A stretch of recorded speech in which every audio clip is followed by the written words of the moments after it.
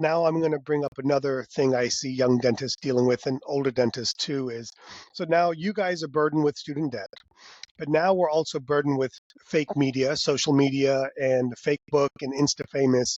Uh, and that leads all of us to start comparing ourselves. My generation, your generation.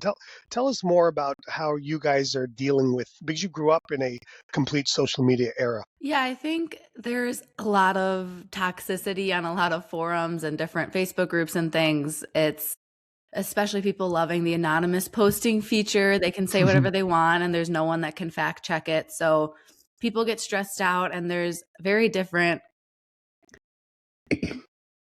sorry, That's I'll okay. sneeze there.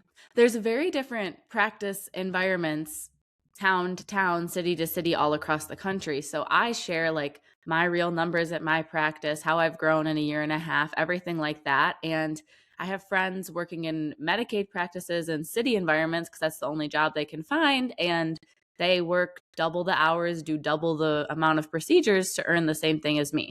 So they're getting more experience, but maybe they're getting more physically taxed. Maybe they're a little more burnt out.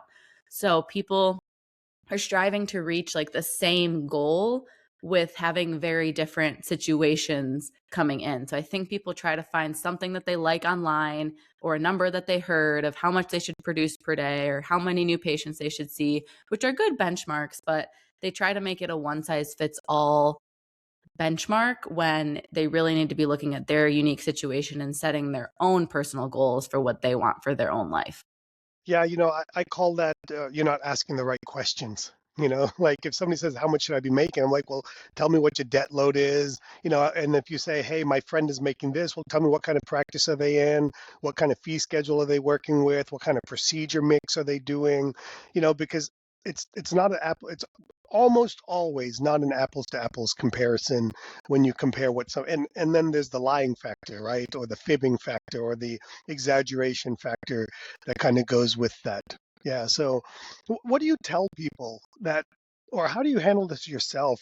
Because I'm sure you've kind of compared yourself to others on social media too. Like, what advice do you give and how do you handle it yourself? I find myself mostly comparing myself because you mentioned at the beginning that like group practice model is what's kind of growing in the future. I'm at a single location office with 4 doctors, and they're all 5 to 15 years out of school and what I would consider to be extremely successful. So I find myself saying, man, like, when am I going to have a month like Dr. X? Like, oh, they're 5 or 6 years out of school, but I don't want to say jealous, but you get overly eager for something that I haven't yet earned and worked up to.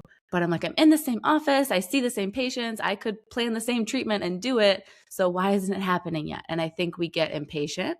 And it's something that our generation, myself, needs to be self aware of and remind ourselves that we need to put in the work and put in the time and push ourselves and grow our confidence and grow our communication skills so we can have those bigger cases, execute them well. And I think that's something that a lot of us just almost seems like some people kind of want things just the easy way and kind of handed to them a lot of times. Well, I love what you're saying in the sense that because it's the right answer, it's the truthful answer, right? The only caveat I would give to you and dentists that are hiring your age dentists is what took me 10 years. Like we will often you'll hear the owner dentist say, well, I didn't get that until this year or until this number of years in, so you have to wait that long. And that's so far from the truth. In a modern world where information is readily available, where education is readily available, we can accelerate or compress our timeline. And what took me 20 years of success could take somebody 5 years of success. Can you get 20 years in 1 year? The answer is sure. Unicorns exist. But the likelihood of recreating 20 years of success in 1 year, that's an absolute outlier. 20 years and 5 years, I think it's absolutely doable, but it takes hard work, diligence, commitment, sacrifice, all of these things to achieve that. And one of the things I focus on when I'm mentoring my younger dentists or when I have them in the practice is, hey, Let's talk about a game plan. Let's give you a path of what that looks like. Let's talk about how realistic that is, what work we have to put in, what sacrifice we may have to make, and let's be honest if we're ready and willing to make that. And also, let's be honest if I can create an environment to allow that to happen. And sometimes the owner dentist isn't willing to create that environment sometimes to make that happen.